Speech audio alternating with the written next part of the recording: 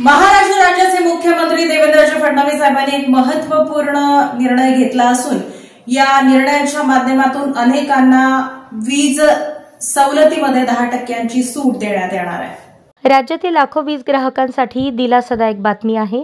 राज्यात smart postpaid metre बसवलेल्या 38 लाख ग्राहकांना सौर तासातील वीज वापरात 10% सवलत देण्यात येणार असल्याचे मुख्यमंत्री देवेंद्र फडणवीस यांनी विधान परिषदेत जाहीर केले आहे। यासोबतच राज्यात पहिल्यांदाच विजेच्या दरात घट होत असल्याचेही त्यांनी स्पष्ट केले। विधान परिषदेतील लक्षवेधी सूचनेदरम्यान सदस्य मिलिंद नार्वेकर, ॲडव्होकेट अनिल परब आणि प्रवीण दरेकर यांनी स्मार्ट मीटर संदर्भात प्रश्न उपस्थित केला होता।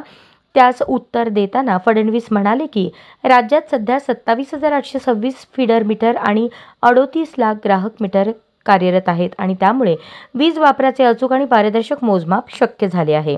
फडणवीस यांनी माहिती दिली की केंद्र सरकारमार्फत महाराष्ट्राला 29,000 कोटी रुपयांचा निधी या योजनेसाठी मिळालेला आहे।